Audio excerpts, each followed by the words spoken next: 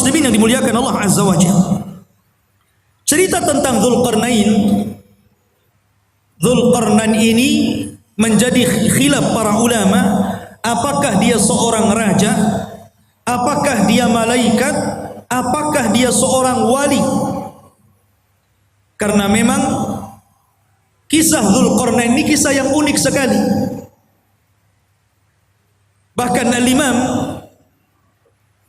Qatadah rahimahullahu ta'ala mengatakan bahwa di dunia ini tidak ada penguasa yang mampu menguasai sebagian besar dunia kecuali hanya 4 orang saja, yang 2 mukmin dan 2 kafir. Pertama, yang mukmin adalah Raja Sulaiman. Sulaiman menguasai sebagian besar dunia. Kemudian yang kedua, Dzulqarnain. Adapun yang kafir, yang pertama adalah Namrud, dan yang kedua Bukhtun Nasr. Ada yang mengatakan Al-Iskandar Al-Maqduni, tapi yang masyhur adalah Bukhtun Nasr. Dan keduanya kafir, baik Namrud ataupun Bukhtun Nasr yang menghancurkan Palestina itu. Lah salah satunya adalah Dzulqarnain. Dia penguasa yang berhasil menguasai barat dan timur, selatan dan utara, sehingga kemudian menjadi khilaf apakah dia seorang nabi, apakah dia seorang wali, ataukah dia malaikat. Ada yang mengatakan dia adalah malaikat, tetapi pendapat ini tentu sangat jauh sekali. Ada yang mengatakan dia seorang nabi berdasarkan zahir Al-Quran, karena dia diperintah Allah untuk menyampaikan wahyu Allah. Siapa yang beriman maka akan diperbaiki, siapa yang kufur maka akan disiksa dan diazab. Dan nanti saya akan jelaskan tentang rihlah beliau. Tapi pendapat yang masyhur, dan ini pendapat yang banyak dikuatkan para ulama, seperti Asy-Syaikh Ibnu Utsaimin rahimahullahu taala, mengatakan bahwa dia adalah rajulun saleh, orang yang sangat soleh sekali, dan dia seorang raja dan penguasa dunia. Itulah Dzulqarnain. Lalu hidup di masa siapa Dzulqarnain ini? Ada yang mengatakan bahwa Dzulqarnain ini hidup di masa Nabi Khidir, bahwa Khidir pernah berjumpa dengan Dzulqarnain di Baitul Maqdis, kemudian diangkat menjadi menterinya, menjadi penasehatnya. Akhirnya Dzulqarnain pun keliling dunia bersama Khidir. Ada yang berpendapat seperti ini, tetapi pendapat ini dibantah oleh para ulama yang banyak. Apalagi pendapat ini sampai mengatakan Khidir tidak mati sampai hari ini. Kemudian yang kedua, dan ini yang dikuatkan para ulama, juga dikuatkan oleh Imam Ibnu Utsaimin rahimahullahu taala, bahwa Dzulqarnain itu hidup di masa Nabiullah Khalilur Rahman Ibrahim alaihi salatu wassalam. Jadi ia hidup di masa Nabiullah Ibrahim. Bahkan dia pernah tawaf bersama Ibrahim dan juga Ismail di Ka'bah. Bahkan dikatakan Ibrahimlah yang menjadikan Dzulqarnain ini masuk ke dalam agama tauhid. Yang dengan itu akhirnya Dzulqarnain berdakwah keliling dunia. Ini salah satu pendapat Al-Imam Ibnu Utsaimin rahimahullahu taala dalam fatwa Nur ala Darbi, di mana Ibnu Utsaimin mengatakan huwa malikun salihun kana ala ahdil khalil Ibrahim. Dia adalah raja yang saleh, hidup di masa Nabiullah Ibrahim alaihi salatu wassalam. Wa yuqalu annahu tafa ma'ahu bil baiti fallahu a'lam. Bahkan dikatakan dia pernah tawaf bersama Ibrahim di Baitullah, Allahu a'lam. Itu perkataan dari Imam Ibnu Utsaimin rahimahullahu taala. Ma'asyiral muslimin yang dimuliakan Allah azza wajalla. Baik, kenapa dia disebut Dzulqarnain? Dzu itu artinya pemilik. Qarnain itu dua tanduk. Kenapa disebut pemilik dua tanduk?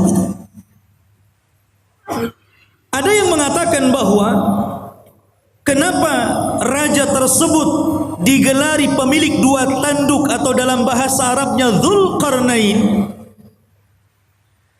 Pendapat yang pertama, karena dia memakai mahkota dan dalam mahkotanya itu berbentuk dua tanduk. Jadi ada tanduk dalam mahkotanya dari kanan dan kiri dari tembaga. Ada yang mengatakan disebut Dzulqarnain karena dia pernah dipukul sebelah kanannya kemudian mati dan terluka. Kemudian Allah hidupkan kembali. Kemudian dipukul oleh kaumnya, kemudian mati dan kemudian dihidupkan kembali. Ada yang berpendapat seperti itu, ya terima saja namanya pendapat. Makanya disebut Dzulqarnain. Ada yang mengatakan karena bentuk kepalanya seperti dua tanduk, ada tanduknya di kepalanya. Dan tentu ini ba'id, sangat jauh. Dan pendapat yang terakhir inilah yang banyak dikuatkan para ulama. Disebut Dzulqarnain karena dia ketika berdakwah mengajak manusia ke dalam tauhid, maka dia berjalan ke arah barat sampai ujung terbenamnya dan ke arah timur sampai tempat terbitnya. Dan tempat terbit serta tempat terbenamnya itu disebut qarnai syaitan, dua tanduk setan. Makanya Nabi SAW melarang jangan sholat ketika terbit matahari dan ketika terbenam matahari, karena ketika itu muncul dua tanduk syaitan. Maka ketika Dzulqarnain berdakwah sampai ujung barat, sampai terbenam matahari, bahkan sampai ujung timur, sampai terbitnya matahari, berarti dia melakukan kedua perjalanan, kedua tanduk syaitan, sehingga akhirnya dia digelari sebagai raja pemilik dua tanduk ataupun Dzulqarnain. Ini yang paling akrab mungkinnya, yang paling dekat berdasarkan nas Al-Quran. Bagaimana perjalanan beliau ke ujung barat dan timur itu. Ma'asyiral muslimin yang dimuliakan Allah Azza wa Jalla. Perjalanan Dzulqarnain ini adalah perjalanan yang luar biasa. Seorang raja yang seluruh kekayaannya, seluruh hidupnya hanya untuk mengajak manusia kepada tauhid. Makanya kalau kita cerita para raja, saya kira di negeri kita saja cerita para raja banyak ya. Ada Raja Majapahit, ada raja ini, raja itu. Di negeri kita paling banyak cerita raja itu. Kata Syekhul Islam Ibnu Taimiyah rahimahullahu taala, sesungguhnya apabila kita cerita tentang Raja Dzulqarnain, sesungguhnya tidak ada kisah yang lebih indah, yang lebih baik melebihi kisahnya Raja Dzulqarnain. Karena banyak ibrah dan pelajaran. Bahkan kisah Dzulqarnain ini sangat menginspirasi bagi dakwah Nabi SAW. Karena turunnya cerita Dzulqarnain ini di saat sulit-sulitnya Nabi dalam berdakwah. Jadi ketika Nabi SAW mengalami keperitan dakwah, kesulitan dakwah, tiba-tiba Allah Subhanahu wa Ta'ala turunkan ayat dan menceritakan tentang kisah Dzulqarnain, seolah-olah turunnya ayat ini memberikan solusi kepada Nabi SAW dalam dakwahnya. Bahkan disebutkan oleh Safiyur Rahman Al-Mubarakfuri dalam sirah nabinya, ada pelajaran besar. Kenapa kisah Dzulqarnain ini diturunkan kepada Nabi SAW di saat kesulitan Rasul dalam berdakwah? Apa hikmahnya? Beliau mengatakan, seolah-olah Allah Subhanahu wa Ta'ala menjanjikan kepada Rasul bahwa kelak kekuasaan Rasul sallallahu alaihi wasallam akan sama dengan kekuasaan Dzulqarnain. Ketika Dzulqarnain berkuasa sampai ujung barat dan timur, maka kelak juga apa yang dibawa Nabi sallallahu alaihi wasallam pun akan sampai kepada ujung barat dan timur. Makanya Nabi sallallahu alaihi wasallam mengatakan, innallaha zawaliyal ardu fara'aitu masyariqaha wa magharibaha. Sesungguhnya Allah lipatkan bumi, kata Nabi sallallahu alaihi wasallam kepadaku, sehingga aku melihat ujung barat dan ujung timur. Padahal Rasul tidak pernah seperti Dzulqarnain ke ujung barat dan timur, kan? Rasul tidak pernah ke Indonesia saja, nggak pernah. Ya. Tapi Nabi sallallahu alaihi wasallam diperlihatkan ujung barat dan timur, seolah-olah kekuasaan Nabi sallallahu alaihi wasallam akan sampai ke ujung barat dan ujung timur. Dan itu menjadi sebuah kenyataan. Islam hari ini berada di mana-mana. Di daratan Eropa, Afrika, Asia, semua ada Islam. Ma'asyiral muslimin yang dimuliakan Allah Azza wa Jalla. Itulah hikmahnya tentang kisah ini diturunkan kepada Nabi sallallahu alaihi wa ala alihi wasallam. Adapun tentang nasab beliau, nasabnya Dzulqarnain. Siapa Dzulqarnain ini? Siapa namanya? Keturunan siapa dia? Ada yang mengatakan bahwa Dzulqarnain ini satu di antara raja-raja Yaman. Artinya dia bukan raja di luar daripada Arab, tapi Dzulqarnain itu raja Arab karena berasal dari Yaman. Karena rata-rata raja Yaman itu kalau menggelari rajanya selalu diawali dengan kalimat Dzu, seperti Dzu Nuwas yang pernah menguasai Himyar Yaman. Ya. Maka raja-raja yang diawali dengan kalimat Dzu berarti menunjukkan raja itu adalah raja Yaman. Dan dia keturunan dari kabilah Qahtan. Dan kabilah Qahtan itu keturunan daripada Nabiullah Daud alaihi salatu wassalam. Dan ini pendapat yang kuat. Karena banyak orang-orang yang kemudian meneliti, membaca, berusaha untuk menggali siapa Dzulqarnain itu. Sehingga kemudian muncul, katanya Dzulqarnain itu adalah seorang raja yang pernah hidup di Cina. Dan tembok yang dibangun untuk mengurung Ya'juj dan Ma'juj itu ya tembok Cina itu. Ada yang berpendapat seperti itu.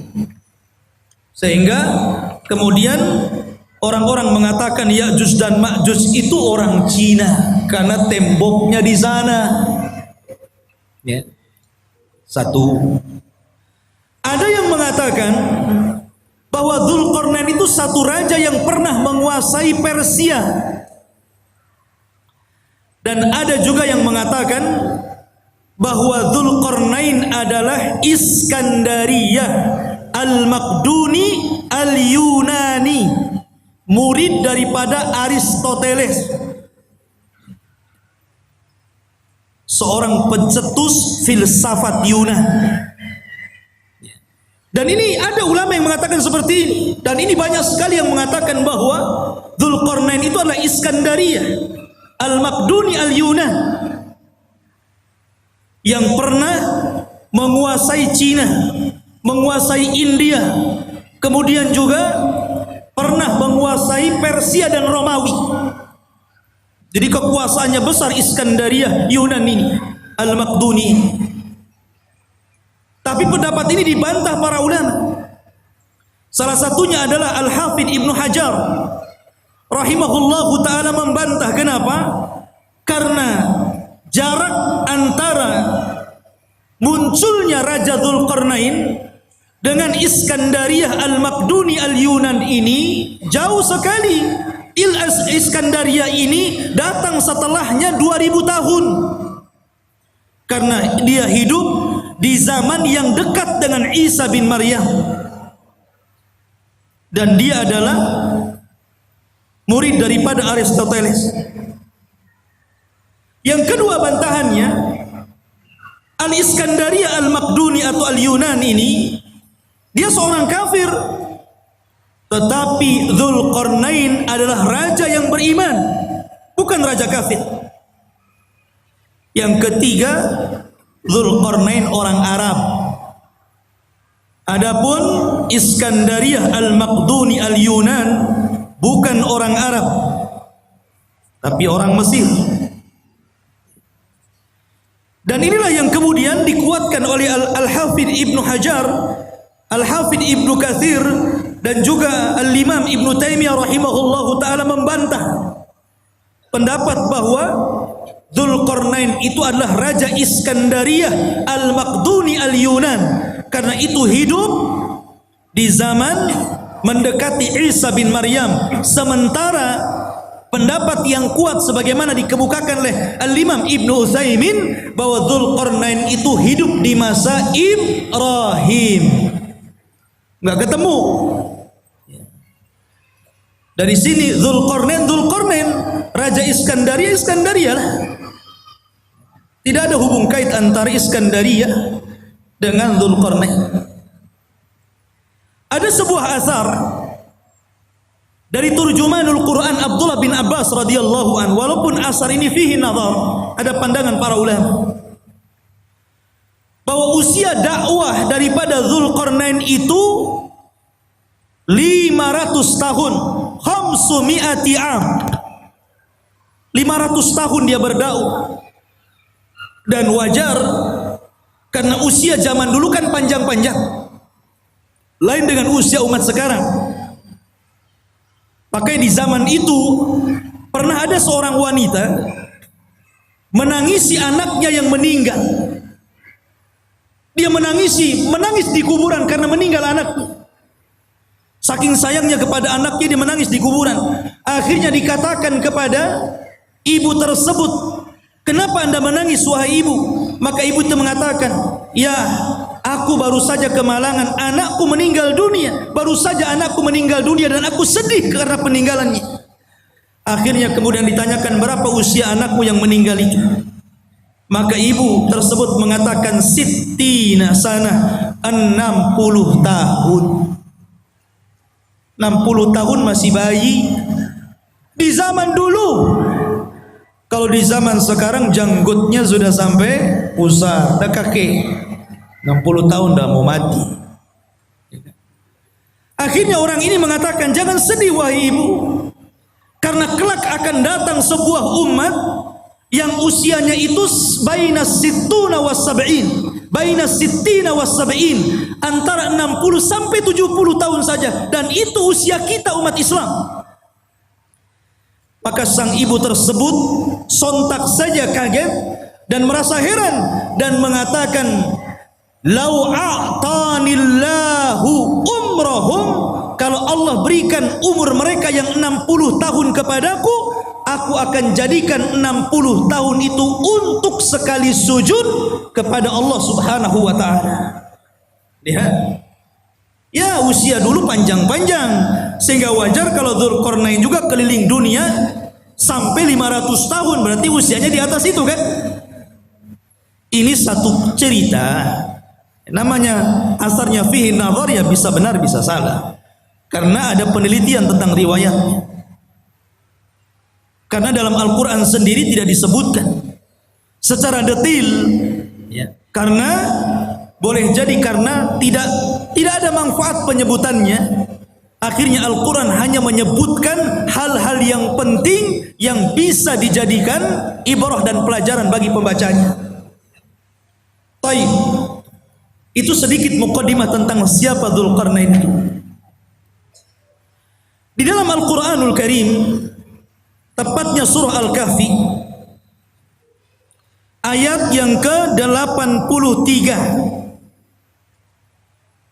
Ayat yang ke-83 Allah katakan, Yas'alunaka an dzil qarnaini. Mereka bertanya-tanya kepadamu ya Muhammad tentang siapa Dzulqarnain itu.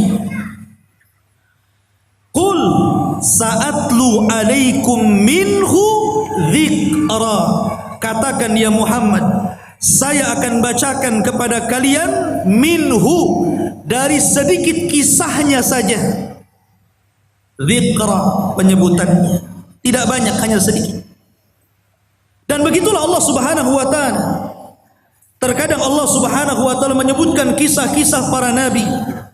Ada yang panjang lebar, dari kecil, remaja, dewasa sampai tua dijelaskan. Seperti Ibrahim alaihi salatu wassalam, seperti Nabiullah Musa alaihi salatu wassalam, diceritakan dari kecil sampai tua. Ada yang diceritakan secara global saja. Salah satunya adalah kisah Dzulqarnain, hanya cuplikan saja.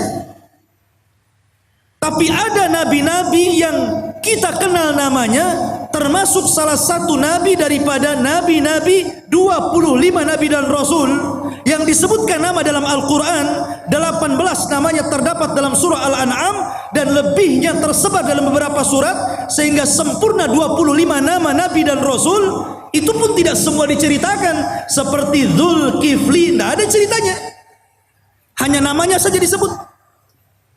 Yasa ada namanya disebut, tapi tidak ada ceritanya dalam Al-Quran, baik sedikit ataupun banyak.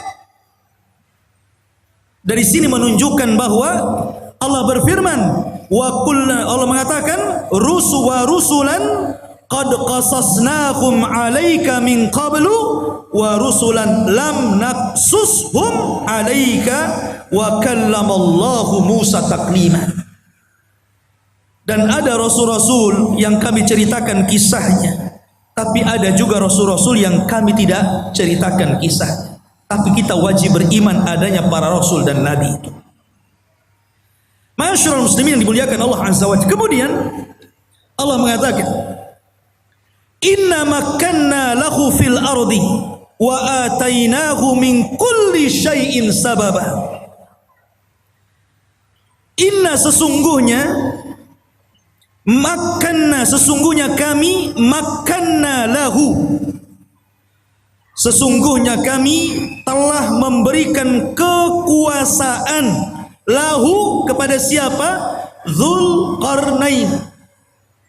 Makan itu artinya kekuatan, kekuasaan, kehebatan untuk menjadi raja. Apa sebabnya? Sebabnya wa atainahu min kulli syai'in sababa. Dan kami telah memberikan kepada Dzulqarnain ini jalan untuk mencapai segala sesuatu yang dikehendakinya. Jadi kalau Sulaiman ingin membangun sesuatu, dia sudah punya para arsiteknya. Kalau dia ingin menyerbu sebuah kaum, sudah siap para tentara-tentaranya. Kalau dia ingin membuat pengairan, kalau di Batam mungkin kayak ATB gitu kan, sudah ada ahli airnya. Kalau ingin membuat jalan, sudah ada ahli jalannya. Kalau ingin membuat persenjataan, sudah ada ahli senjatanya. Pokoknya segala sesuatu yang dikehendaki Dzulqarnain ada jalannya, dan Allah Subhanahu wa taala berikan kepada Dzulqarnain untuk kepentingan dakwah. Nih yang menjadikan Allah makanna lahu fil ard. Kami berikan kekuasaan yang besar di permukaan bumi kepada Dzulqarnain. Dan ini sebuah pelajaran bahwa kalau seorang penguasa ingin berkuasa dengan kuat dan tidak bisa ditumbangkan, maka dia harus mengikuti firman Allah Azza wa Jal, wa atainahu min kulli syai'in sababah.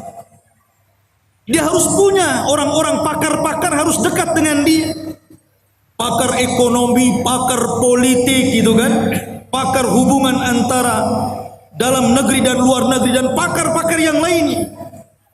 Kalau dia memiliki pakar-pakar itu dan sesuai dengan bidangnya, maka dia akan kokoh menjadi penguasa. Tapi kalau dia kemudian mencomot menteri asal saja, yang penting bapak senang umpamanya ya, atau mengambil orang-orang dekat yang penting mendukung dia, nah itu tidak akan inna makkanna lahu fil ardh. Jadi betul-betul harus orang-orang ahlinya seperti Dzulqarnain, baru penguasa itu akan kuat kekuasaan.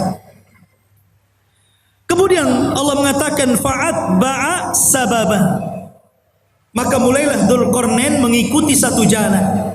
Ingat, perjalanan Dzulqarnain dalam berdakwah ini banyak sekali. Tapi Al-Quran hanya menceritakan 3 perjalanan dakwahnya saja. Karena ini yang paling vital, yang paling penting, dan banyak pelajaran yang kita bisa petik, khususnya bagi Anda para penguasa. Karena ini seorang raja. Kalau Anda ingin menjadi penguasa negara, hendaklah pelajari kisah Dzulqarnain.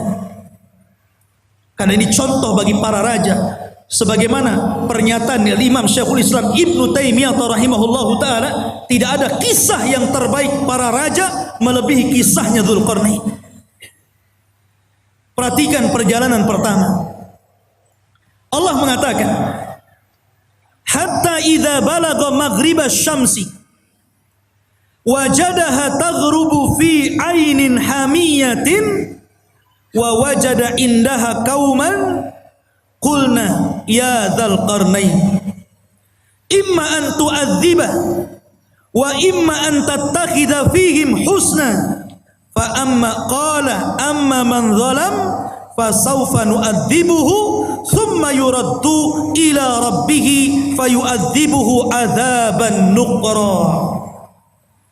Perhatikan ini perjalanan pertama Raja Dzulqarnain,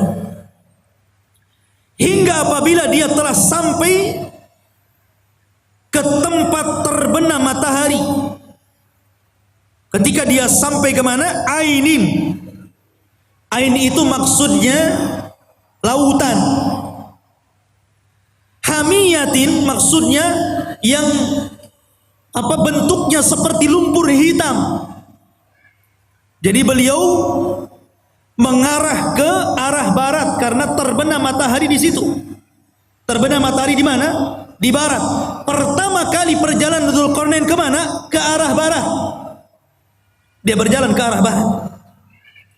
Dan di sini Allah mengatakan ainin hamiyah, maksudnya lautan yang menghitam seperti lumpur hitam. Karena begini ikhwan, matahari itu awalnya putih, kemudian semakin mengarah ke barat menjadi kuning, kemudian semakin tenggelam menjadi merah, kemudian ketika tenggelam menjadi hitam karena muncul malam. Itulah disebut ainin hamiyah. Dan disitulah ujung daripada barat, karena sudah tidak ada jalan lain, sudah ujungnya, selebihnya nggak ada tanah lagi, lautan semuanya. Lah Dzulqarnain sampai di ujung barat. Disitulah Dzulqarnain. Ikhwan, ini Dzulqarnain itu berjalan ke sana kemari hanya untuk memperbaiki. Dan ini percontohan penguasa, percontohan presiden, percontohan seorang raja. Walaupun Dzulqarnain itu sudah kaya raya, kaya harta, kaya jabatan, kaya pasukan, buat apa lagi? Sudahlah, duduk-duduk saja, kan begitu ya. Sekarang saja seperti itu, baru menjabat maaf, baru sekelas wali kota atau bupati saja gitu kan. Kadang-kadang kalau safar kemana-mana tidur saja. Udah sampai, sudah. Dia nggak tahu jalannya bolong, ada polisi tidurnya, jalannya rusak tuh nggak tahu dia. Harusnya jangan tidur, lihat wah ini jalan perlu diperbaiki, ini jalan nggak bagus nih. Kemudian melewati desa-desa, ini kayaknya ada ketertinggalan, harus dimajukan nih. Harusnya seperti itu. Ya. Lah Dzulqarnain ini, dia kalau masuk ke sebuah desa dan desa itu ada ketertinggalan, dimajukan. Apa yang kalian butuhkan? Kalian butuh kedokteran? Kami letakkan di para dokter, ajarkan mereka kesehatan. Kalian perlu untuk pembangunan, nih saya letakkan arsitek, ajari mereka bagaimana cara membangun rumah dan gedung. Jadi sifatnya seperti itu. Dzulqarnain ini hanya memperbaiki. Kalau sudah baik tempat tersebut, daerah tersebut, diletakkan orang-orangnya, kemudian dia jalan lagi sampai akhirnya sampai di ujung barat ketemu sebuah kaum yang tidak punya agama, kaum yang zalim, dan tidak ada kezaliman yang paling besar melainkan kesyirikan. Kaum yang sangat pendosa, melakukan keharaman, pencuri, pembunuh. Lah Dzulqarnain ini mendapatkan kaum di arah barat seperti itu.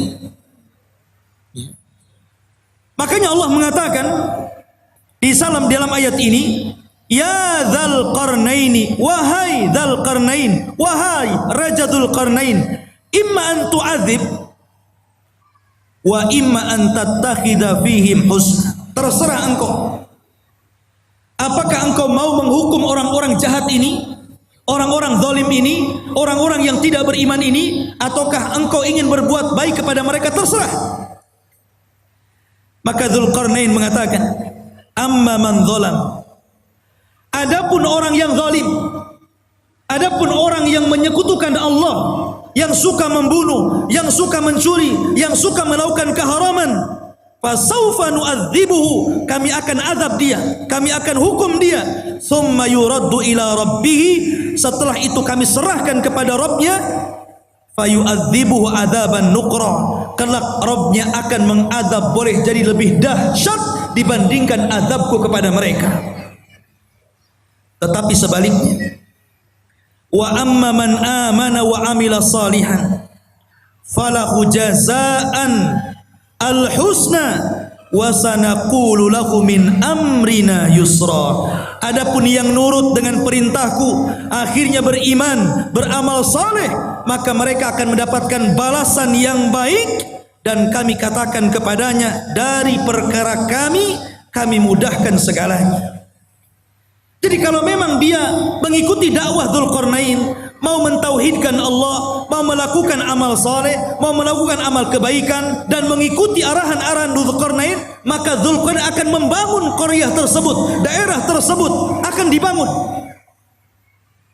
akan difasilitasi, akan dibangun dan ditebarkan pendidikan, dakwah, pembangunan dan yang lainnya.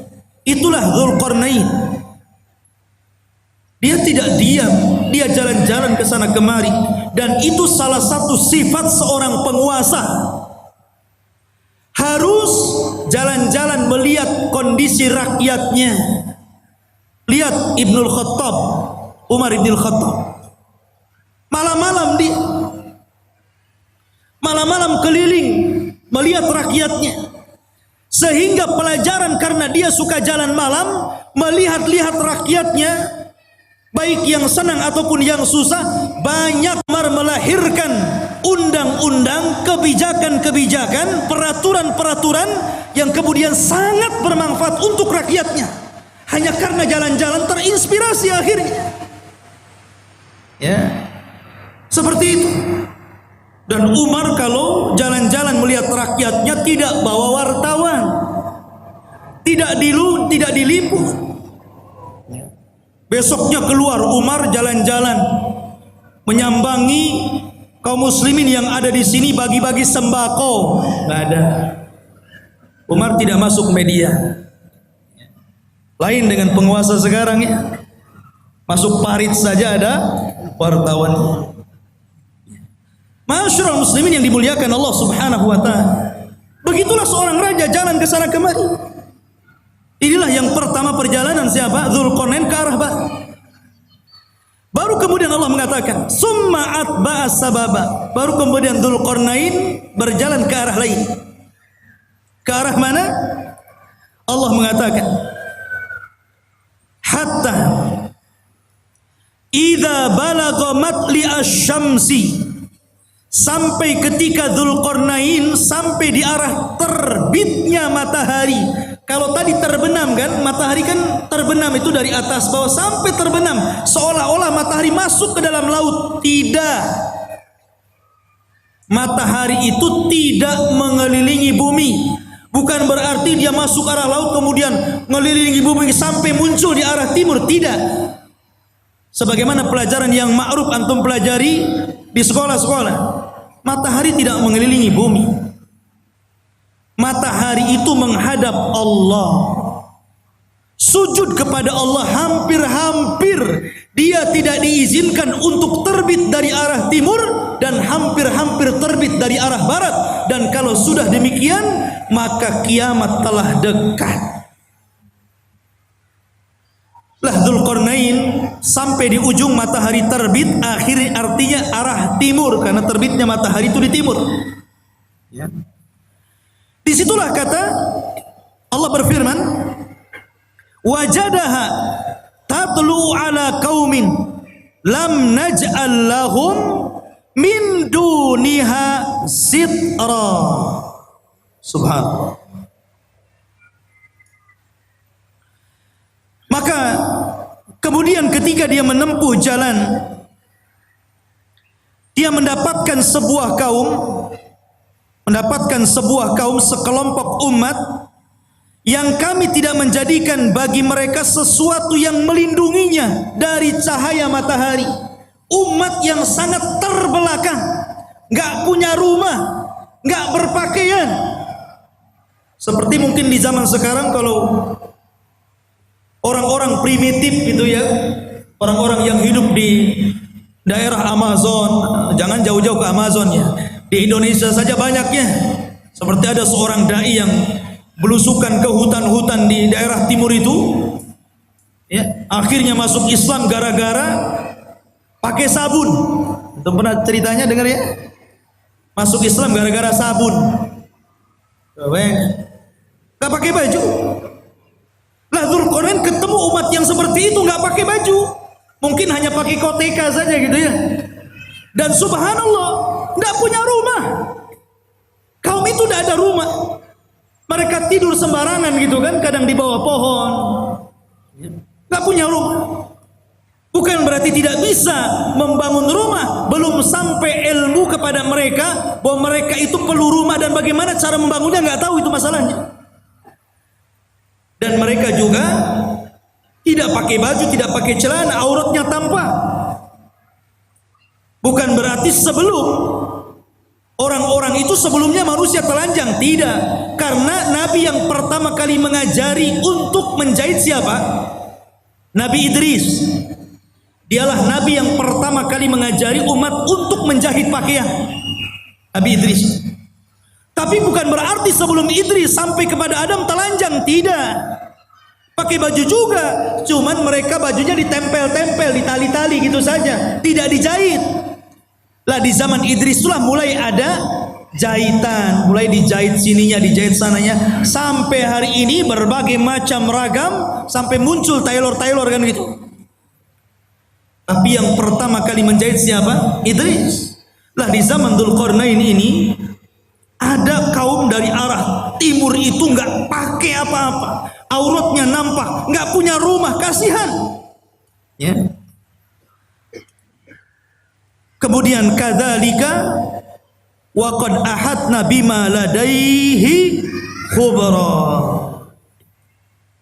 Kadzalika, begitulah sesungguhnya ilmu kami meliputi segala apa yang ada padanya. Maknanya akhirnya Allah Subhanahu wa taala menjelaskan bagaimana Dzulqarnain diberikan kemampuan oleh Allah untuk memperbaiki umat itu. Pelan-pelan Dzulqarnain mengajarkan bagaimana cara membuat rumah, kemudian bagaimana cara berpakaian, kemudian diajak untuk beriman kepada Allah. Akhirnya mereka pun beriman kepada Allah lewat dakwah Dzulqarnain. Dari sini menunjukkan bahwa kekuasaan itu dicapai untuk dakwah. Jangan antum memilih penguasa kalau tidak ada kepentingan kepada agama. Itu catatannya. Kalau antum hendak memilih penguasa, cari penguasa yang condong ke dalam Islam, yang mau memperjuangkan Islam, yang mau mengangkat harkat derajat para ulama dan orang-orang yang cinta para ulama. Siapa penguasa yang dekat dengan Islam, memperjuangkan Islam, kita pilih. Begitu. Itu barometernya. Kita tidak mengatakan si A ataupun si B, satu ataupun dua, tidak. Pokoknya siapa di antara penguasa itu, oh yang satu ini kalau jadi Islam remek nih, Islam akan diganti nih. Kalau yang ini minimalnya Islam akan baik, Islam tidak akan diganggu, Islam akan jaya. Kita pilih yang cenderung dengan agama.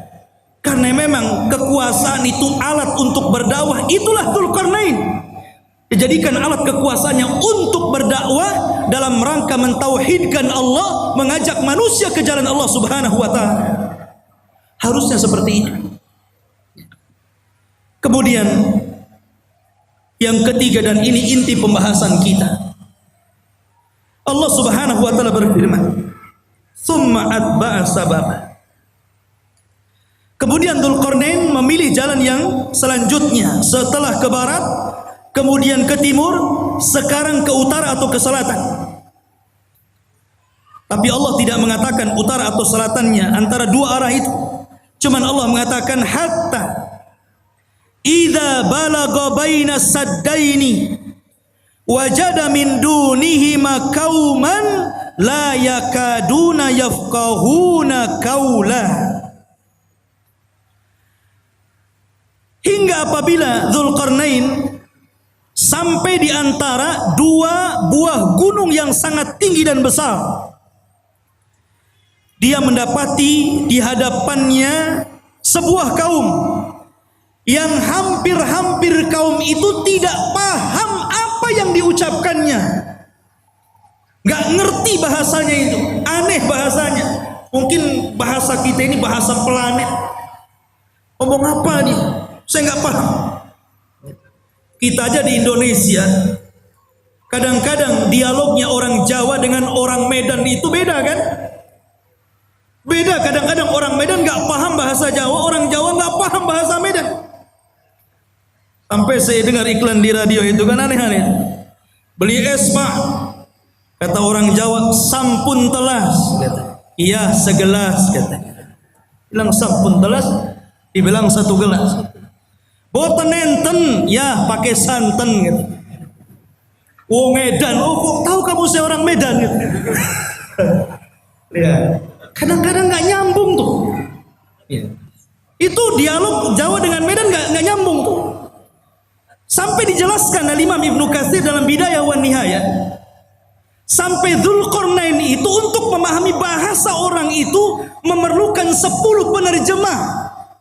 Dari satu bahasa ke bahasa berikutnya, dari bahasa berikutnya, sampai 10 bahasa, 10 penerjemah. Baru Dzulqarnain paham, oh iya maksudnya apa, baru tahu dia. Bahasanya susah dipahami. Ya. Rupanya Dzulqarnain paham keinginan. Apa keinginannya? Dikemukakan dalam Al-Quran. Qalu, mereka berkata, ya Dzulqarnain, inna Ya'juj wa Ma'juj mufsiduna fil ard fahal naj'alu laka kharjan ala an taj'al bainana wa bainahum sadda. Ini keinginannya, dan ini erat kaitannya dengan kisah Ya'juj dan Ma'juj. Dan inilah kisah Dzulqarnain yang ada hubungannya dengan kita kaum muslimin. Kisah yang terakhir ini, pertemuan Dzulqarnain dengan kaum yang terakhir ini, Ini adalah kisah yang sangat erat kaitannya dengan kita kaum muslimin. Karena kita ini umat yang ada di akhir zaman. Kenapa kita ini umat yang ada di akhir zaman? Pertama, karena tidak ada nabi setelah Rasul sallallahu alaihi wasallam. Maknanya tidak ada umat selain umat Nabi sallallahu alaihi wasallam. Setelahnya dunia ini akan dihancur-hancurkan alias kiamat. Dzulqarnain diminta oleh mereka. Mereka itu dalam waktu-waktu tertentu datang Ya'juj dan Ma'juj. Mereka membuat kerusakan, membunuh, membantai, merampok, memperkosa, melakukan anarkis. Mereka brutal, mereka bengis. Makanya kelak di akhir zaman fitnah Ya'juj dan Ma'juj itu berbeda dengan fitnah Dajjal dan fitnah keluarnya binatang dari perut bumi. Kalau Dajjal fitnahnya apa? Fitnahnya agama. Dia dikeluarkan oleh Allah itu untuk memfitnah agama kita. Karena dia awalnya ngaku nabi, berakhir ngaku Tuhan. Dajjal tidak akan membunuh kita kalau kita menuhankan dirinya. Kecuali kalau kita kufur kepada ketuhanan Dajjal, baru dia bunuh kita. Tapi kalau kita beriman kepada Dajjal, justru disenangkan sama Dajjal. Antum mau apa? Diberi oleh Dajjal. Adapun fitnahnya binatang melata yang akan keluar dari perut bumi, dia tugasnya hanya stempel saja. Ketemu orang kafir, di stempel jidatnya, di stempel hidungnya, kemudian gosong, menunjukkan alamat dia kafir. Ketemu orang yang beriman, di stempel dahinya, bercahaya, menunjukkan dia mukmin. Ketika itu tidak ada nama, semua dilupakan dari namanya. Saya Abu Meros, saya nggak tahu siapa saya.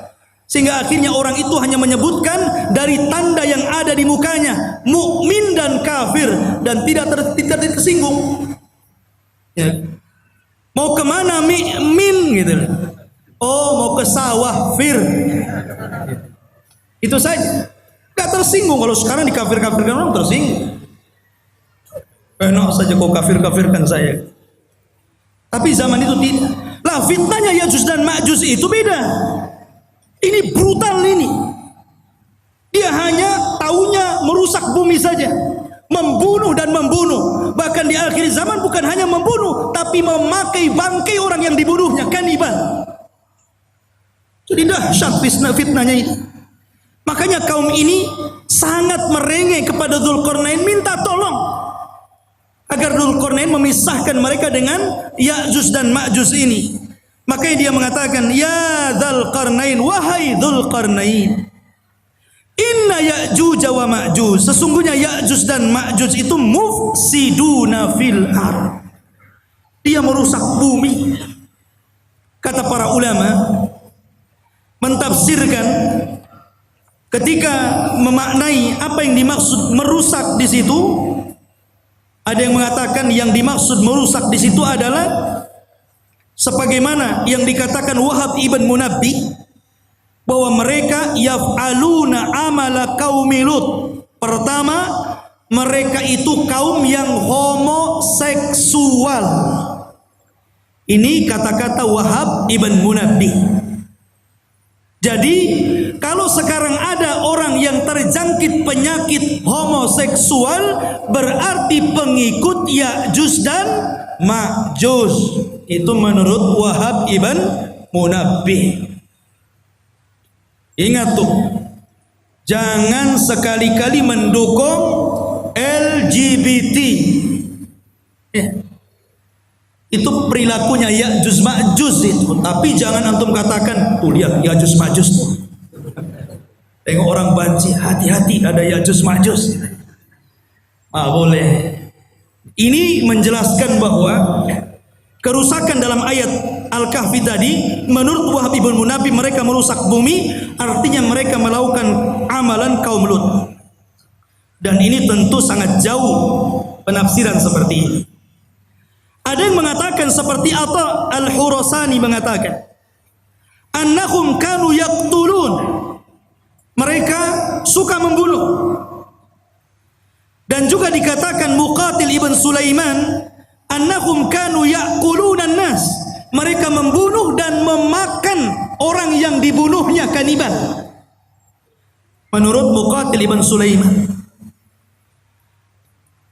Dan boleh juga digabungkan tiga-tiganya. Mereka suka melakukan amalan kaum Lut, dan mereka suka membunuh, membantai, dan mereka juga kanibal, memakan orang yang dibunuhnya alias kanibal. Itulah kerusakannya Ya'juj dan Ma'juj. Ada orang makan orang? Di zaman sekarang kan ada juga ya. Di YouTube itu daerah mana itu? Pasar jual beli daging orang. Ngeri juga ya. Khotufini muliakan Allah Azza wa Jalla. Maka mereka mengatakan, fahal naj'alu laka kharjan, bagaimana kalau kami sediakan upah untukmu wahai Dzulqarnain, ala an taj'al bainana wa bainahum saddan, agar kau jauhkan kami dengan mereka, buatkan benteng. Karena mereka datang dari sana, buatkan benteng supaya mereka tidak menyerang kami lagi. Subhanallah. Mereka siap menyediakan upah kepada Dzulqarnain. Buat apa? Dzulqarnain ini sudah kaya, pasukannya banyak, orangnya cerdas, berilmu, dan Allah berikan segala sesuatu keinginannya. Buat apa upah? Makanya Dzulqarnain mengatakan, dengan mengatakan kepada mereka, qala ma makkani fihi rabbi khairun, tidak usah, nggak perlu kalian memberikan upah. Apa yang telah Allah berikan dari kekuasaan dan kekuatan ini sudah cukup untukku. Ini kebaikan, anugerah, nikmat yang luar biasa. Nggak perlu. Nih, seorang raja harus seperti itu. Jangan menyusahkan masyarakat. Harus memberikan kesenangan kepada masyarakat. Ma'asyiral muslimin yang dimuliakan Allah Azza wa Jalla. Tetapi Dzulqarnain hanya mengatakan, fa'inuni biquwatin aj'al bainakum wa bainahum radma, tetapi tolong bantu aku, sediakan orang-orang kuat di antara kalian untuk kerja bakti bersamaku. Nanti aku akan jadikan antara kalian dengan Ya'juj dan Ma'juj itu dinding pemisah, supaya dia tidak menyerbu kalian lagi. Inilah jiwa besar seorang pemimpin, ya, membangun sebuah bangunan yang luar biasa yang belum pernah dibangun orang-orang sebelum dan setelahnya. Bahkan bangunan itu sendiri tidak tahu siapa yang tahu, nggak ada yang tahu. Sampai sekarang kan nggak ada yang tahu, walaupun berbagai macam ilmuwan meneliti.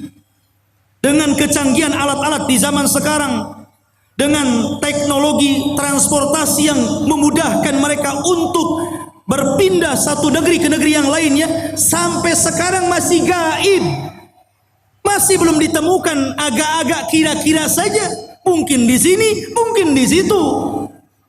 Sampai-sampai Imam Ibnu Katsir meriwayatkan sebuah kisah Raja Abbasiyah, di mana Raja Abbasiyah itu mereka mengirimkan pasukan untuk mencari di mana bentengnya yang dibangun Dzulqarnain ketika mengurung Ya'juj dan Ma'juj. Mengirim delegasi, dan dikatakan oleh Raja Al-Wathiq ketika itu sebagai penguasanya, sebelum kau ketemu benteng itu jangan pulang.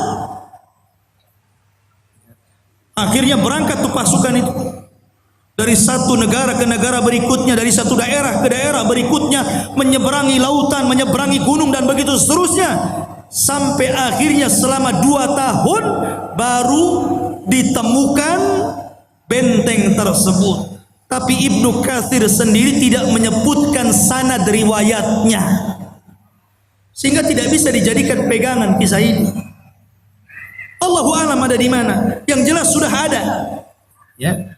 Walaupun sebagian para ulama seperti Lajnah Daimah dan juga Syekh bin Baz rahimahullahu taala, ketika ditanya tentang di mana sebenarnya benteng yang dibangun Dzulqarnain itu, yang mengurung padanya Ya'juj dan Ma'juj dan akan keluar di akhir zaman,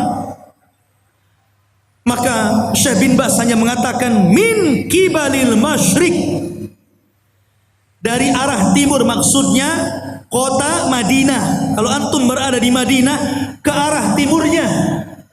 Kemudian diisyaratkan ke daratan Cina. Ke daratan Cina. Ya.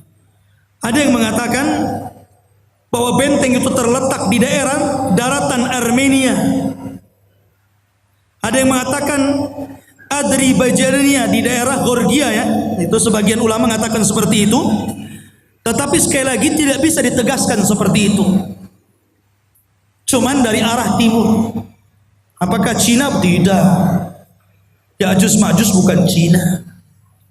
Walaupun ada sebagian orang yang melihat ciri-ciri daripada hadis Rasul, kok ciri-ciri itu melekat kepada orang-orang Asia.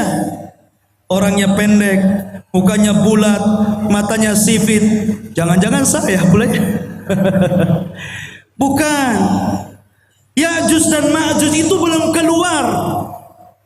Kalau Cina sudah keluar dari dulu, ya. Di mana-mana. Dia belum keluar. Dan dia di balik tembok. Dan kelak akan dikeluarkan Allah di akhir zaman. Bukan sekarang, di akhir zaman. Karena Ya'juj dan Ma'juj itu Allah keluarkan setelah Allah hancurkan bentengnya. Itu ketika setelah Isa bin Maryam turun, itu pun pasca terbunuhnya Dajjal.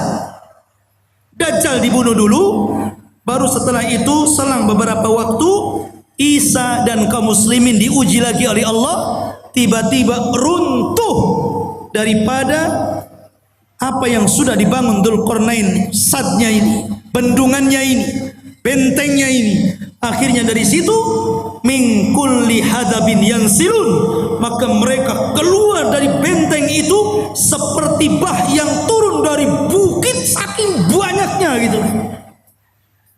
Keluar semuanya. Karena dalam riwayat Abdullah bin Umar radhiyallahu an, di antara mereka Ya'juj dan Ma'juj itu dikisahkan bahwa tidak mungkin mati seorang Ya'juj dan Ma'juj itu kecuali kalau seandainya mereka telah mendapatkan 1000 keturunan baru mati. Ya. Jadi kalau seandainya keturunannya sudah 1000 baru dia mati. Itu dalam sebuah ayat. Makanya wajar kalau jumlah mereka banyak. Ketika Adam alaihi salatu wassalam dipanggil oleh Allah dan mengatakan, ya Adam, akhrij bi'thanna. Wahai Adam, keluarkan utusan-utusan neraka. Adam kaget, ya Rabb, wa ma bi'thun nar? Apa utusan neraka itu? Maka Allah mengatakan, setiap 1000 penduduk neraka, keluarkan satu orang dan masukkan ke dalam surga. Artinya 999 masuk neraka dan 1 masuk surga. Ketika itu Allah mengatakan kepada Adam, 1 dari kalian dan 999 dari Ya'juj dan Ma'juj. Jadi jumlah mereka banyak. Jadi kalau antum mau perang dengan Ya'juj dan Ma'juj itu, 1 dari antum dikeroyok dengan 999 Ya'juj dan Ma'juj. Kira-kira menang atau keok tuh? Antum 10 orang saja mati antum. Apalagi 999 lawan 1 kan itu. Lain kalau antum lawannya pakai rudal. Kalau tangan kosong nggak mungkin antum. Tapi di zaman itu nggak ada rudal, nggak ada nuklir. Semua kembali kepada peralatan manual, pedang, panah, tombak, kuda, unta, sehingga susah melawan mereka. Dan itulah apa yang disabdakan Rasul, akan muncul sebuah kaum yang tidak bisa engkau perangi. Makanya wahai Isa, selamatkan kamu dan selamatkan sebagian dari yang selamat dari kaum muslimin, bersembunyilah di bukit Tur. Akhirnya Isa pun menyembunyikan diri dan kaum muslimin di bukit Tur. Dzulqarnain ini akhirnya membuat benteng yang sangat kokoh sekali. Kemudian sifat bentengnya dijelaskan. atuni zubural hadid hatta idza sawa baina as-sadafaini qala anfuhu hatta idza ja'alahu naran qala atuni ufrig alaihi qitra. Maka Zulkarnain berkata, berikanlah kepadaku potongan-potongan besi, sehingga apabila besi itu telah sama rata dengan kedua puncak gunung, seolah-olah main las, kayak orang las gitu kan. Besi itu dibuat, ditancap-tancapkan, kemudian dilas satu dengan yang lainnya, sehingga menjadi sebuah benteng. Kemudian ketika tinggi besi itu sama dengan gunungnya, berkatalah Dzulqarnain, tiupkanlah api. Hingga apabila besi itu sudah menjadi merah seperti api, dia pun berkata, berikanlah kepadaku tembaga yang mendidih agar kutuangkan ke atas besi panas tersebut. Kokoh sekali. Inilah dinding yang tidak bisa dijebol. Sampai Ya'juj dan Ma'juj sendiri gak bisa jebol dinding itu. Di zaman Nabi SAW, Rasul pernah mendengar sebuah gelegar suara yang menggelegar. Kata Sofia, kata Nabi kepada Sofia, wahai Sofia, tahukah kamu suara apa ini? Kata Sofia mengatakan, tidak tahu, Allah dan Rasulnya yang. Kata Nabi, itulah suara bentengnya Ya'juj dan Ma'juj. Dan dia berhasil melubangi. Kemudian Rasul menyebutkan seperti ini, dia sudah bisa melihat kita dari lubang seperti ini. Jadi Ya'juj dan Ma'juj itu sudah bisa melubangi seperti ini, kata Rasul, ngeker dari dalam. Ini Abu Fulan, ini Abu Fulan, ya. Dikeker. Dan subhanallah, karena kokohnya benteng itu, Ya'juj Ma'juj itu setiap hari melubangi untuk keluar dari situ. Jadi kalau di pagi hari dia datang dengan kumpulan-kumpulan arsitek khusus yang melubangi gua itu dari kalangan Ya'juj dan Ma'juj, mereka ngebor tuh dengan alat yang mereka punya. Ketika sudah kecapean gitu kan, hampir mereka sedikit lagi. Dan waktu sore mereka kemudian kembali ke rumahnya. Besoknya bolongan itu balik lagi ke asalnya. Dan seperti itu hampir mereka putus asa karena tidak bisa melubangi dan tidak bisa keluar dari gerbang. Sampai akhirnya di akhir zaman, ketika pemimpin Ya'juj dan Ma'juj itu hendak memimpin untuk melubangi dan keluar dari benteng itu, kata pemimpinnya, besok kita akan kerja lagi, insya Allah. Pemimpinnya diilhamkan untuk mengucapkan insya Allah. Subhanallah. Ketika pemimpinnya diilhamkan untuk mengucapkan insya Allah, jebol benteng itu. Akhirnya mereka keluar, sehingga ketika mereka turun dari bukit itu dan mengarah ke Palestina, kemudian yang pertama mendarat di sebuah danau Tiberias atau danau Buhaira, diminum itu kelompok yang pertama paling depan. Yang tengah dan yang belakang ketika sampai di danau itu sudah nggak kebagian air, dan mereka mengatakan, kan tadi masih banyak, kenapa sudah habis, katanya. Saking banyaknya. Padahal danau itu bisa menghidupi jutaan jiwa yang ada di sana. Tapi sekali teguk gelombang yang pertama, habis ludas saking banyaknya Ya'juj dan Ma'juj. Lihat bagaimana kuasa Allah Azza wa Jalla. Maka Allah mengatakan, "Famastata'u an yadhharuhu wa mastata'u lahu naqba. Qala hadha rahmatun min Rabbi, fa idza jaa wa'du Rabbi ja'alahu dakkan wa kana wa'du Rabbi haqqan." Maka di sini Allah Subhanahu wa taala mengatakan, Zulkarnain berkata dalam ayat ini, "Famastata'u lahu an yadhharuhu Ya'juj dan Ma'juj itu tidak mungkin sanggup untuk menghancurkan benteng itu. Tak sanggup. Karena yang menghancurkan atas izin Allah kan. Jadi tidak ada yang sanggup kecuali Allah Azza wa Jalla, dan itu pun atas kehendak Allah Subhanahu wa taala. Makanya Dzulqarnain mengatakan hadza rahmatun min Rabbi, ini semua karena rahmat Allah Subhanahu. Dengan kecerdasan Dzulqarnain, kebesaran Dzulqarnain, banyaknya pasukan yang dimiliki Dzulqarnain, ilmu yang dikuasai Dzulqarnain, tetap dia mengatakan ini rahmat dari Allah. Ya, tawadu, rendah diri, masih mengakui rahmat ini datang dari Allah. Jangan seperti Qarun yang mengatakan innama utitu min ilmin indi, kekayaan ini datang dari ilmu yang saya miliki katanya. Jangan seperti Qarun. Dzulqarnain tetap mengatakan ini rahmat dari Allah Subhanahu wa taala. Ma'asyiral muslimin yang dimuliakan Allah Azza wa Jalla. Itulah kilasan daripada cerita Dzulqarnain. Sedikit kita cerita tentang Ya'juj dan Ma'juj. Ya'juj dan Ma'juj adalah keturunan daripada salah satu putra Nuh alaihi salatu wassalam, namanya Yafis ibn Nuh. Nuh memiliki 4 putra, Ham, Syam, Yafis, Kan'an. Tapi Kan'an kafir dan tidak masuk ke perahu, akhirnya mati diterjang ombak dan tufan. Sehingga yang selamat adalah Ham, Syam dan Yafis. Dari keturunan Syam inilah lahir para nabi dan rasul. Dari keturunan Ham ini lahirlah orang-orang yang berkulit hitam. Dan dari keturunan Yafis inilah lahir bangsa Asia, salah satunya kabilah Ya'juj dan Ma'juj. Salah satu dari keturunan kabilah Yafis adalah Ya'juj dan Ma'juj, dan semuanya masuk neraka.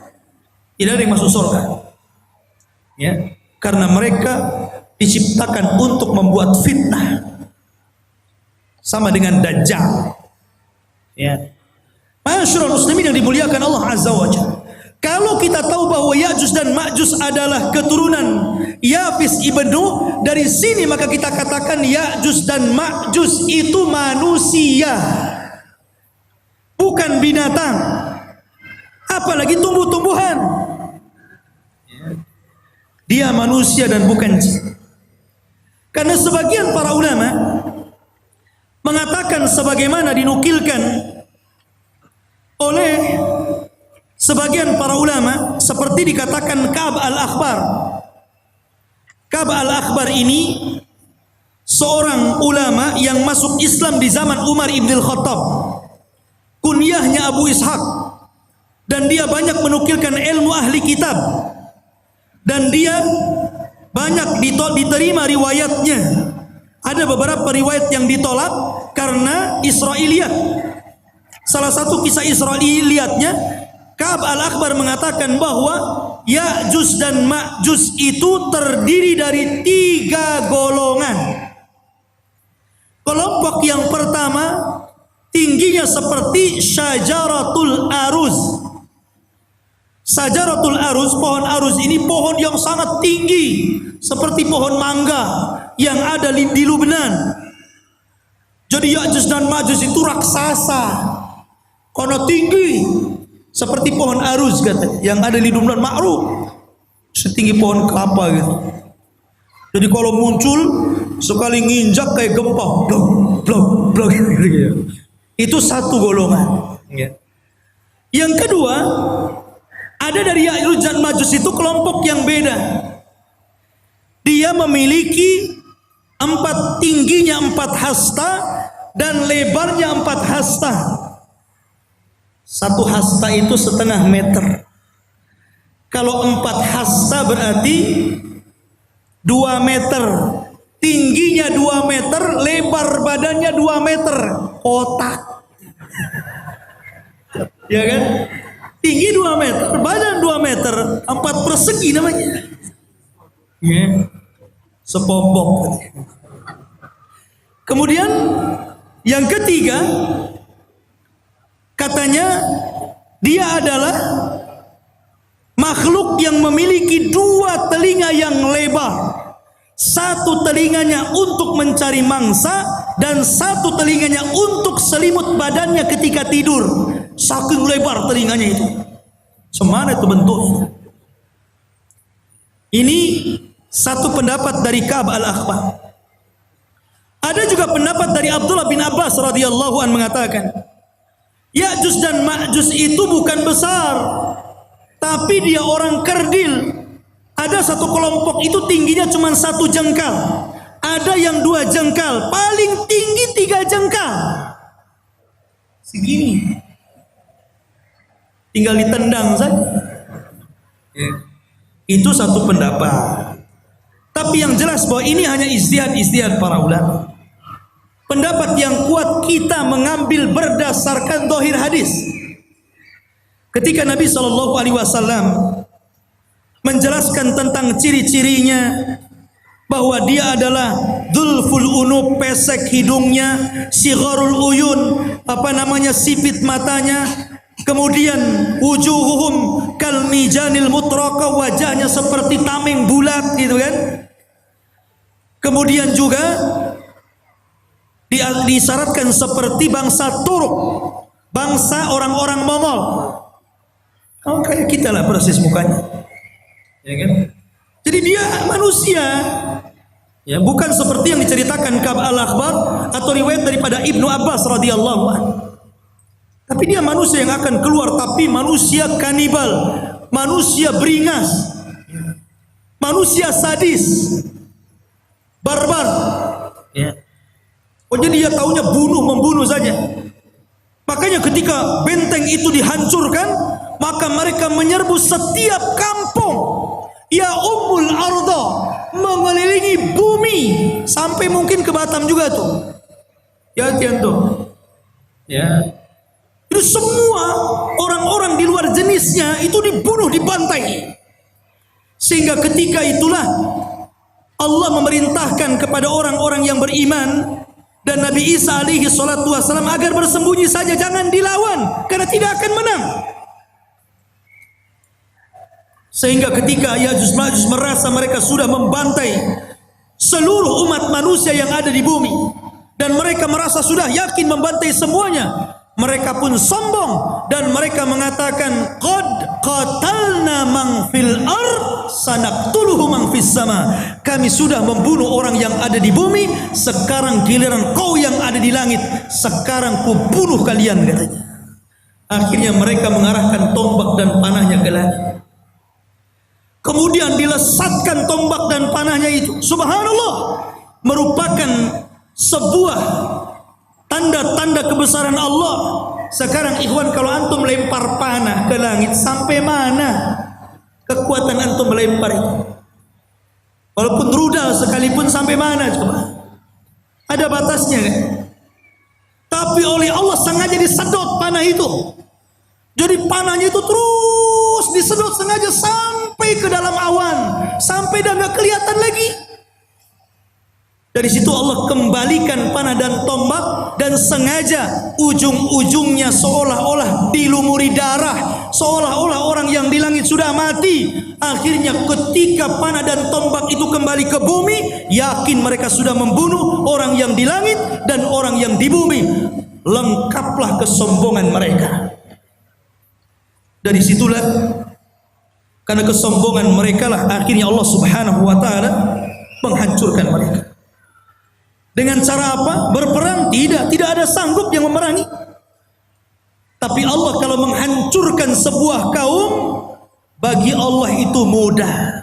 Ketika Allah menghancurkan orang-orang yang hendak menghancurkan Ka'bah dari Abrahatul Asram dan pasukan gajahnya, cukup mengirim burung laut. Ketika Allah Subhanahu wa taala memberikan azab kepada orang-orang yang kufur, yang disebutkan dalam surah Al-Kahfi, pemilik 2 kebun, yang kebun itu kayak sorga. Kalau masuk ke kebun itu bawa keranjang, tidak perlu dipetik keluar, masuk kebun keluar sudah penuh keranjangnya. Kayak sorga, kufur mereka. Akhirnya Allah mengadab kaum tersebut dengan cara apa? Mengutus tikus sebesar kucing. Ada tikus sebesar kucing? Ada. Tikus Jakarta. Bukan, antum jangan kotor otaknya. Tikus-tikus got itu kan gede itu ya. Antum tahu tikus got itu? Itu kalau ketemu kucing, kucingnya yang lari. Ya. Jadi dikeluarkan tuh tikus-tikus menggerogoti apa? Sad Ma'rib, bendungan Sungai Ma'rib digerogoti. Akhirnya hancur bendungan itu. Kemudian airnya melulantakkan sebuah negeri yang sangat subur, negeri Sabah itu.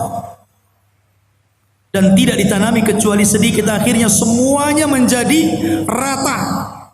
Dan tidak ada yang tersisa tumbuhan kecuali hanya pohon bidara, sidrin, dan beberapa pohon yang tidak ada manfaat.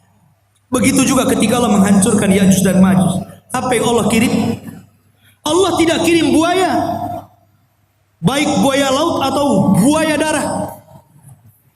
Allah tidak kirim harimau, Allah tidak kirim gajah, tapi Allah kirim ulat, nagab, dun. Itu yang dikirim. Ketika Ya'juj dan Ma'juj tertidur di malam hari, rupanya Allah kirim ulat kemudian masuk ke dalam tengkuknya. Ketika ulat itu masuk ke dalam tengkuknya dan menjadi virus dalam badannya, tiba-tiba satu Ya'juj dan Ma'juj mati dan meninggal dunia, seperti antum mematikan gardu listrik, satu mati, mati semuanya. Ya kan? Jadi satu Ya'juj Ma'juj mati, mati semua. Subhanallah. Ya. Tetapi yang kerepotan Nabi Isa, cemana membuang bangkainya setiap satu jengkal ada di permukaan bumi. Akhirnya kemudian Isa berdoa agar Allah membersihkan bangkai-bangkainya. Dikirimlah burung seperti burung-burung unta, sebesar burung-burung unta itu, sebesar unta, dikirim. Kemudian diambil jasadnya dan dilempar entah berantah di mana, di laut mana. Dan ketika itu banyak binatang-binatang yang memakan makanan daging bersyukur kepada Allah Azza wa Jalla. Mereka menjadi kenyang dan gemuk karena banyak bangkai Ya'juj dan Ma'juj di mana-mana. Akhirnya setelah dibuang oleh burung-burung tersebut, Allah menurunkan hujan karena barakah doanya Nabi Isa. Dengan hujan itu akhirnya mengguyur langit, bumi yang kotor dengan bangkai, sisa-sisa bangkai darah dan nanahnya, dan dibuang ke lautan. Akhirnya bumi menjadi subur kembali dan Isa pun hidup beberapa tahun setelahnya, dan itulah kehidupan yang paling indah sepanjang kehidupan manusia. Ini diantara cerita The King Zulkarnain Fas Ya'juj dan Ma'juj. Mudah-mudahan ada manfaatnya. Subhanakallahumma wa bihamdika asyhadu an la ilaha illa anta astaghfiruka wa atubu ilaik. Allahu ta'ala. Assalamualaikum warahmatullahi wabarakatuh.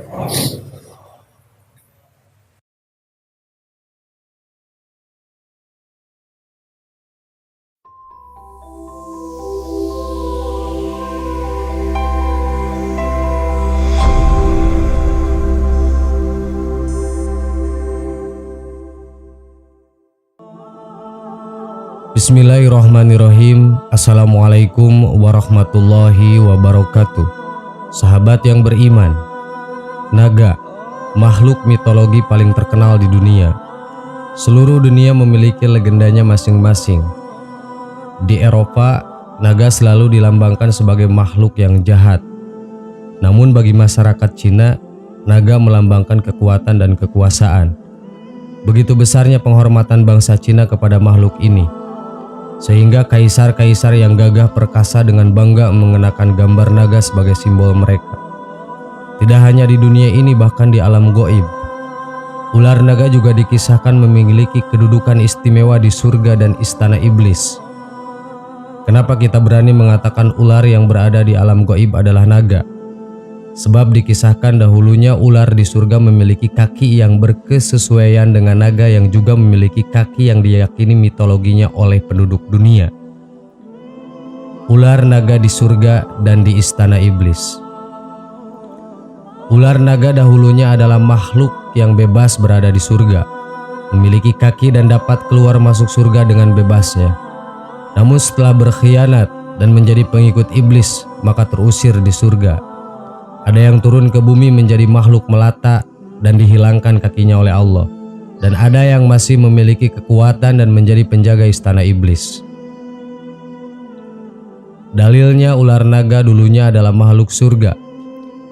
Diriwayatkan dari As-Sudi, dari Abi Balik, dari Abi Sholih dan Ibnu Abbas, dan dari Murrah Al-Hamdi, dan dari Ibnu Mas'ud, dan dari banyak sahabat Nabi SAW berkata, tatkala Allah Azza wa Jalla berkata kepada Adam, tinggallah kamu dan istrimu di surga, makanlah darinya yang banyak lagi baik sekehendak kamu berdua, dan janganlah mendekati pohon ini sehingga kamu berdua menjadi orang yang zalim. Iblis berupaya untuk masuk menemui mereka berdua di surga, namun terus dihalangi oleh para penjaganya. Lalu muncul seekor ular yang memiliki 4 buah kaki seperti layaknya onta dan tampak sebagai hewan yang paling bagus. Iblis membujuk ular itu agar mau memasukkannya ke dalam mulutnya sehingga ia membawanya bertemu dengan Adam. Ular itu pun memasukkan iblis ke dalam mulutnya, kemudian melewati para penjaga surga dan berhasil masuk ke dalamnya, sementara mereka tidak mengetahui tatkala Allah menghendaki suatu perkaranya. Iblis itu berbicara melalui mulut ular itu, sementara Adam tidak memperdulikannya. Waktu iblis pun keluar menemui Adam dan mengatakan, wahai Adam, maukah aku tunjukkan kepadamu sebuah pohon yang abadi dan kekuasaan yang tidak sirna?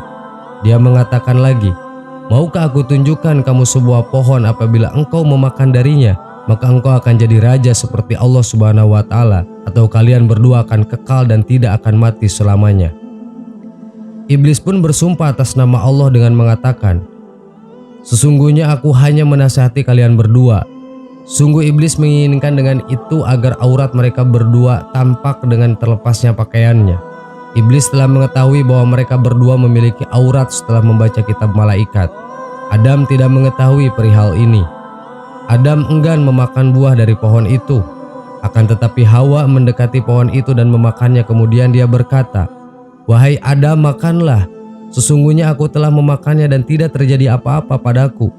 Dan tatkala Adam memakannya, maka tampaklah aurat mereka berdua dan mulailah mereka berdua menutupinya dengan daun-daun surga.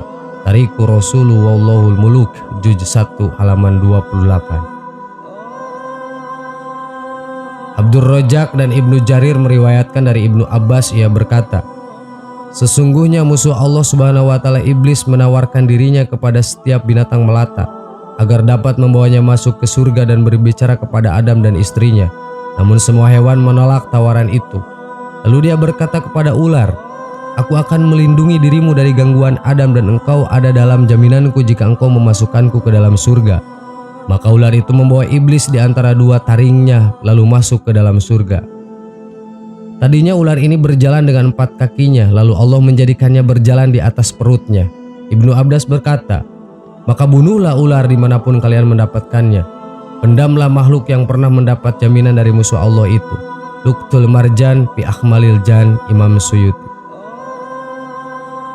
Dalilnya ular naga akhirnya menjadi makhluk penjaga istana iblis. Iblis memberikan kedudukan khusus kepada bangsa ular karena jasanya yang pernah diberikan di langit yang telah membantunya untuk bisa mengeluarkan Adam dan Hawa dari surga. Ular tersebut diletakkan sebagai yang dekat dengan iblis di istananya, dan ular terkuat di dunia ini adalah ular naga. Imam Ahmad berkata bahwa telah bercerita kepadaku Yunus dari Hamad bin Salamah, dari Ali, dari Abu Nadroh, dari Abu Said bahwasannya Rasulullah SAW bersabda kepada Ibnu Sayyadah, apa yang kamu lihat?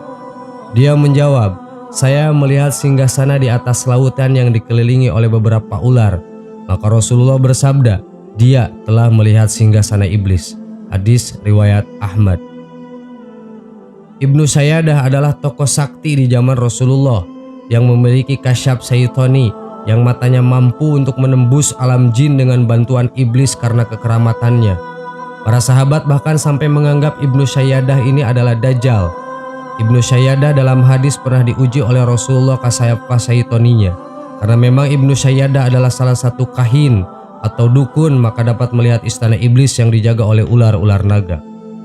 Bahkan karena berjasanya ular naga bagi iblis, tidak segan para jin untuk merubah diri mereka menjadi ular di setiap kesempatan ketika bertasyakul atau beralih rupa.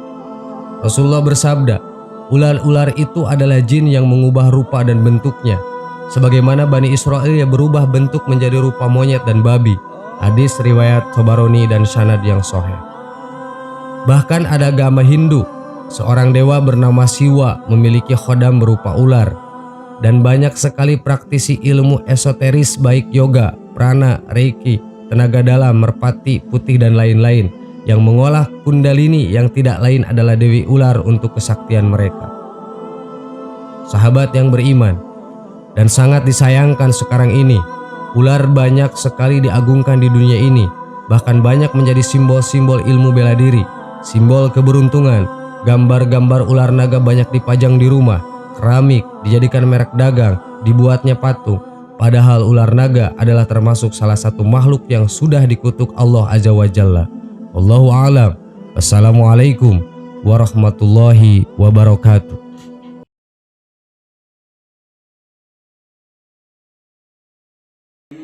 Bismillahirrahmanirrahim. Assalamualaikum warahmatullahi wabarakatuh. Sahabat yang beriman, tugas utama setan adalah menyesatkan manusia agar terjerumus ke dalam neraka. Meski demikian, banyak di antara kita justru memilih searah dengan jalannya. Nabi Muhammad SAW kerap mengingatkan umat agar membentengi diri dari godaan setan. Walaupun tidak mudah menyerah menggoda Bani Adam, namun sekutu iblis ini bisa dilemahkan dengan doa dan amalan tertentu. Sebagian umat muslim melakukan amalan tersebut dengan harapan tidak lagi tergoda oleh makhluk laknatullah tersebut. Namun ternyata ada kondisi yang membuat setan menjadi lebih besar. Sayangnya, hal ini justru karena kalimat yang diucapkan oleh manusia itu sendiri. Bahkan setan semakin kuat karena ucapan ini. Kalimat apa yang dimaksud? Ternyata kalimat yang seharusnya tidak diucapkan oleh manusia agar setan tidak membesar adalah kalimat umpatan atau celaan terhadap setan. Hal ini seringkali terucap saat manusia mengalami kondisi tidak mengenakan. Terkadang ketika ucapan ini refleks karena kebiasaan yang sudah dilakukan. Misalnya, celakalah setan. Hal ini terlarang dilakukan oleh umat Islam. Karena seharusnya ada kalimat lain yang lebih jauh lebih baik diucapkan manusia jika mengalami hal-hal buruk, yakni dengan memohon perlindungan dari Allah Subhanahu wa Ta'ala. Janganlah kalian mencela setan, akan tetapi berlindunglah kepada Allah dari keburukannya. Hadis riwayat Ad-Dailami. Pasalnya kalimat-kalimat ini justru hanya akan membuat setan mengalami perubahan, bukan menjadi lebih kecil dan lemah saat diumpat dan disalahkan. Mereka justru akan semakin besar dan kuat karena ucapan-ucapan itu. Bahkan tubuhnya bisa berubah hingga sebesar rumah. Walid Abu Malih berkata bahwa Rasulullah SAW bersabda, seseorang yang pernah dibonceng oleh Rasulullah menceritakan, ketika aku dibonceng Nabi SAW, tiba-tiba unta beliau tergelincir, serta merta aku mengatakan, celakalah setan. Maka beliau bersabda, jangan kamu katakan celakalah setan, sebab jika kamu katakan seperti itu, maka setan akan membesar sebesar rumah dan dengan sombongnya setan akan berkata, itu terjadi karena kekuatanku. Hadis riwayat Abu Daud. Syekh Salim bin Id Al-Hilali dalam bukunya berjudul Al-Manah Asy'ariyah fi Syahih As-Sunnah An-Nabawiyah menjelaskan jika hadis ini berisi larangan bagi manusia mencela setan. Kita dilarang mengaitkan kejadian buruk yang menimpa dengan ulah setan atau rekayasa setan. Lantas bagaimana seharusnya kita bersikap jika mengalami hal buruk atau kecelakaan? Sebaiknya tetap mengingat Allah dengan membaca basmalah atau berlindung kepada Allah dengan membaca ta'awud, sebagaimana petunjuk Rasulullah SAW. Akan tetapi ucapkanlah Bismillahirrahmanirrahim. Hadis riwayat Abu Daud. Sahabat yang beriman, itulah kondisi di mana setan menjadi kuat dan besar ketika kita mencela suatu keburukan dengan menyebut nama setan. Allahu a'lam. Assalamualaikum warahmatullahi wabarakatuh.